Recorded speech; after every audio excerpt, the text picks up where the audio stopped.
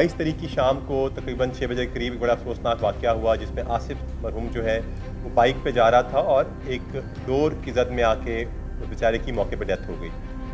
Chief minister साहिबा ने 48 घंटे दिए इस फुकोई को ट्रेस करने के लिए, और ये किसी तरह का नॉर्मल क्राइम नहीं था जो हमें और नॉर्मल पुलिसिंग में पड़ जाता है और हम उसको बड़ी तरीके से बैक ट्रैकिंग करते हैं या मुश्तबागान को पकड़ते हैं या लोगों से शनाख्त करवाते हैं कि जी आपने इसमें से किस बंदे को देखा। एक बहुत मुख्तलिफ नौयत का वाक़या था जिसको ट्रेस करने के लिए हमारे पास एक सिर्फ वो डोर थी जिसकी वजह से इस कीमती जान का ज़िया हुआ।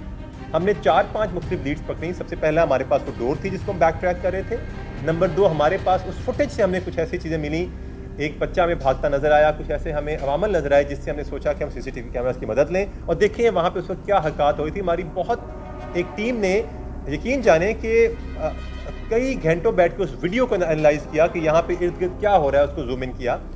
तो एक ने फिर सीसीटीवी कैमरास की मदद पे काम शुरू किया। एक टीम जो है ट्रेडिशनली ह्यूमन रिसोर्स के ऊपर लग गई, वो ह्यूमन रिसोर्स के ऊपर काम करना शुरू कर दिया। चौथी टीम जो है आईटी गैजेट्स पे लग गई। हमने वहाँ की जियो फेंसिंग करवाई और वहाँ के करीबी लोगों के कॉल रिकॉर्ड्स वगैरह देखना शुरू कर दिए।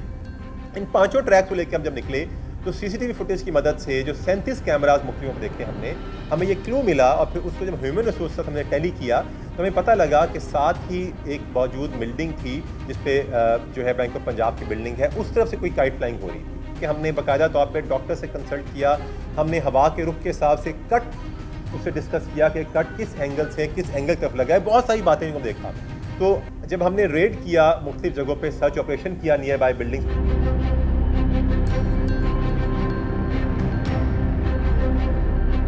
तो उसी दौरान जब हमने इस बैंक ऑफ पंजाब के ऊपर एक चबारा है जिसके अंदर मुख्तलिफ एक जो बंदा है उसने अपने कुछ बकरे शकरे इस तरह का माल रखा, जब वहाँ पे रेड किया हमारे डीएसपी साहब खुद उस रेड को निगरानी करते हुए खुद लीड करते हुए उस रेड के ऊपर गए, तो वहाँ हमें कुछ रेजिड्यू और रेमिनेट्स नज़र आए कुछ जली हुई चीज़ों की।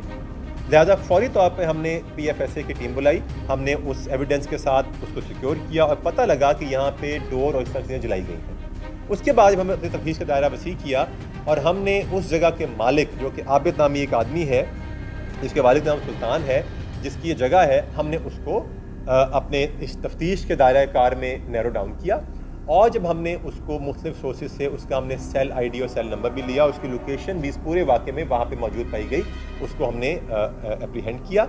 एप्रीहेंड करने के बाद जब हमने इनिशियल तफ्तीश उसके साथ की तो लाज़मी बात है कि वो भी एक क्रिमिनल नहीं है, इज़ नॉट अ क्रिमिनल, और एक 5 वक्त का नमाजी आदमी है, तो लाज़मी बात है कि उसका अपना गिल्ट भी अभी तक कायम था। उसने पूरा का पूरा हमारे सामने ना सिर्फ इस चीज़ का इंकशाफ किया बल्कि कुछ ऐसे इंकशाफात किए जो शायद आप जो कि मैं आप सामने बताना चाहूँगा। एक तो जब से डेथ हुई वो इस बच्चे के नाम पे बाकायदा तौर पे उस दिन से ज़कात और लोगों को रोज़े खुलवा रहा है, वो इस गिल्ट का शिकार है अभी तक।